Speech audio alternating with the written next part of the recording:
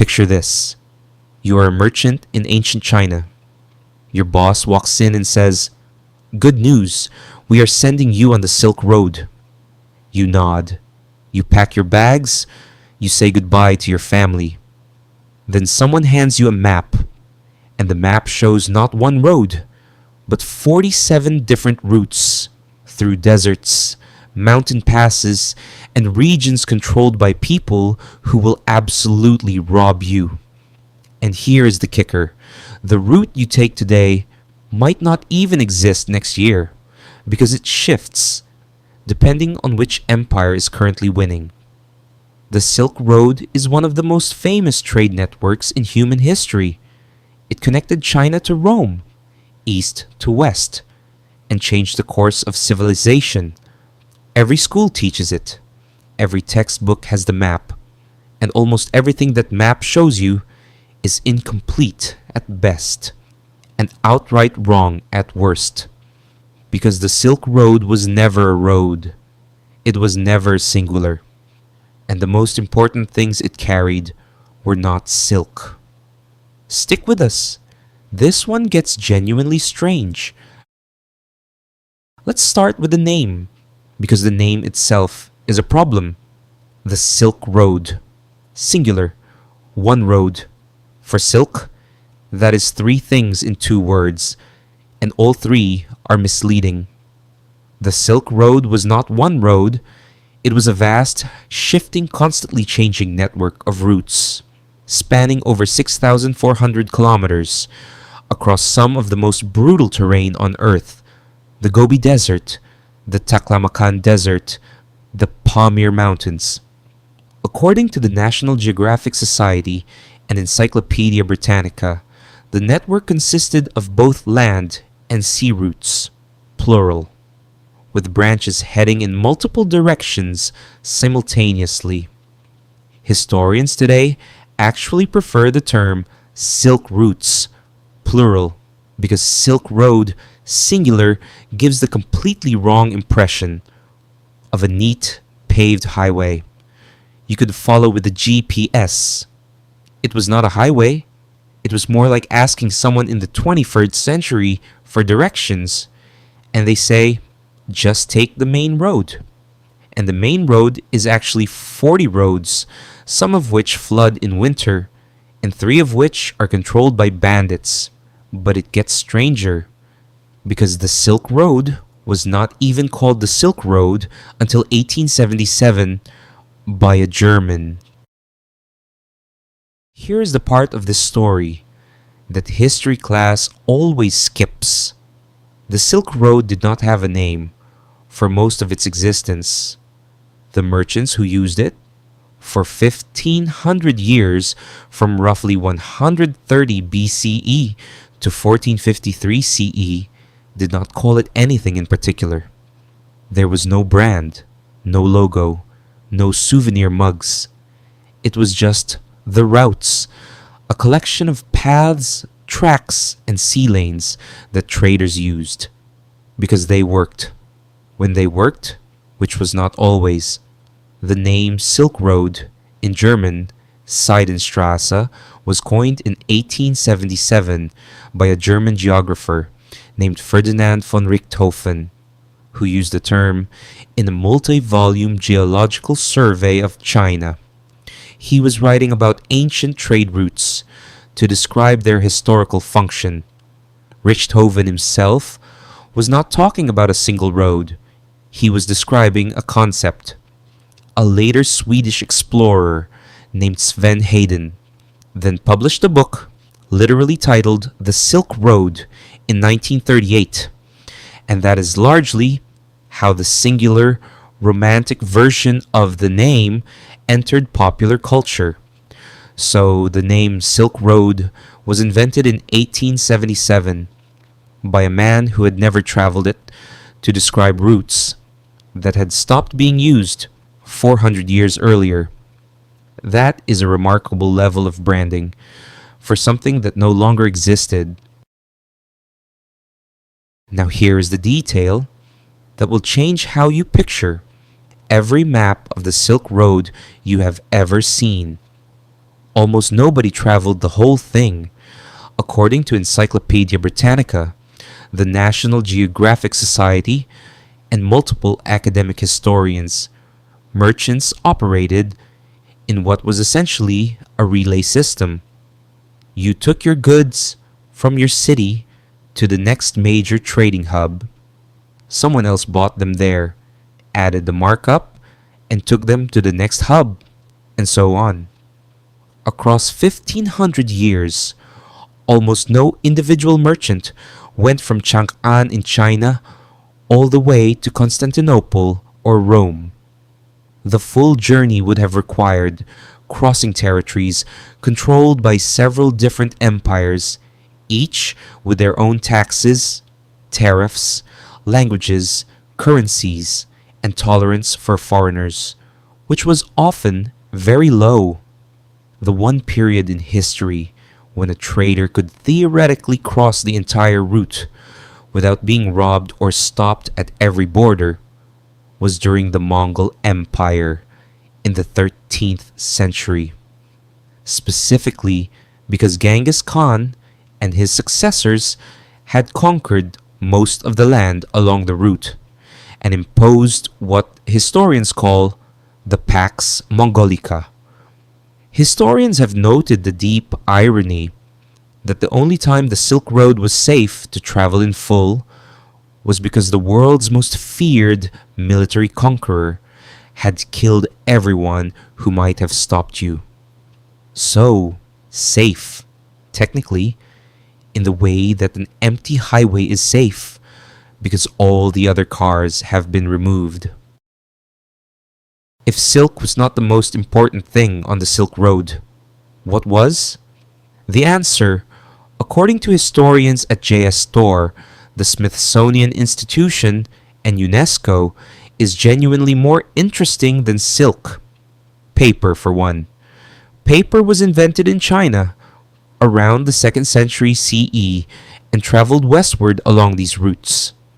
It reached the Islamic world in the 8th century, specifically after the Battle of Talas in 751 CE, when Arab forces captured Chinese paper makers as prisoners of war. Those paper makers were taken to Samarkand, where they taught paper production to the Islamic world. The Caliph Harun al-Rashid built a paper mill in Baghdad. Paper then reached Europe by the 12th and 13th centuries, and paper enabled the printing press, and the printing press enabled the Renaissance, mass literacy, and the Protestant Reformation. All of that from one trade route carrying paper-making knowledge westward across Central Asia. Then there was gunpowder, also Chinese in origin, which traveled westward and reorganized European warfare, and the compass, which enabled the age of exploration, the very age of exploration that eventually made the Silk Road unnecessary. So the Silk Road carried the technology that ended the Silk Road. That is either profoundly poetic or profoundly inconvenient, depending on how you feel about irony. But the Silk Road's most consequential cargo was not paper, not gunpowder, not silk, and not spices. It was religion. Buddhism traveled from India into Central Asia, beginning in the 1st and 2nd centuries CE, then into China, where it became one of the defining forces of Chinese civilization. According to UNESCO, Buddhist shrines and artwork appear as far apart as Bamiyan in Afghanistan, Mount Wutai in China, and Borobudur in Indonesia, all connected by the same network of routes. Christianity traveled these routes in the form of Nestorian Christians, who carried their faith as far east as China and Mongolia. Islam spread with extraordinary speed. After the 7th century, and by the medieval period, Muslim merchants dominated significant portions of the overland and maritime trade networks. Zoroastrianism, Manichaeism, Hinduism, all moved along these routes in both directions. The Silk Road was not a highway of commerce, it was a highway of ideas, beliefs, and entire worldviews, carried by merchants who were also, incidentally, missionaries, whether they intended to be or not. The man selling silk also sold his God, and the man buying silk, occasionally, also bought his customer's God. History is complicated. Now here is where it gets genuinely dark.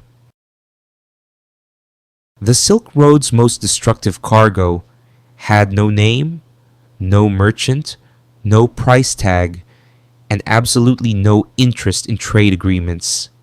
It killed approximately 50 million people.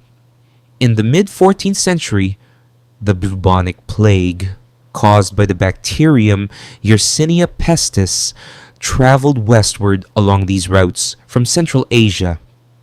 According to History.com, Mark Welford, professor at the University of Northern Iowa, and multiple peer-reviewed historical studies, the plague likely originated in Central Asian rodent populations, possibly gerbils and marmots, before reaching human caravan travelers. The plague reached the Black Sea port of Kaffa in present-day Crimea around 1346. From there, Genoese and Venetian traders fled by ship, carrying the infection to Constantinople, Sicily, Venice, and Genoa. By 1352, the Black Death had killed an estimated 30 to 60% of Europe's entire population. In some cities, the death rate exceeded 70%. The Silk Road, which for centuries had been moving paper, religion, silk, and knowledge in both directions, moved death with exactly the same efficiency. It moved everything else, because a network that is good at moving things does not get to choose what things it moves. An open road is an open road. Remember that the next time someone tells you connectivity is always good. Here is where the story turns genuinely poetic in the worst possible way. The Silk Road ended, not with a battle or a political decree, but with a technological obsolescence. The same gunpowder and compass that traveled westward along the Silk Road enabled European maritime exploration. Portuguese sailors, armed with compass navigation, found sea routes around Africa to India and Asia in the late 15th century. Spanish sailors found the Americas. Sea routes, once established, were dramatically cheaper and less dangerous than the overland caravan routes through Central Asia. You did not need to negotiate with the Taklamakan Desert. You did not need to pay taxes to 17 different kingdoms. You just needed a ship and a wind. By 1453, the Ottoman Empire had closed off overland access to the east by taking Constantinople, which accelerated the search for maritime alternatives. And so the Silk Road, the network that had connected east and west for 1500 years, that had carried Buddhism and Islam and paper and plague across Eurasia, was quietly abandoned, not destroyed, not conquered, just made unnecessary by the very technologies it had helped spread. The Silk Road died of its own success, which is either very sad or very funny, depending on your relationship with irony.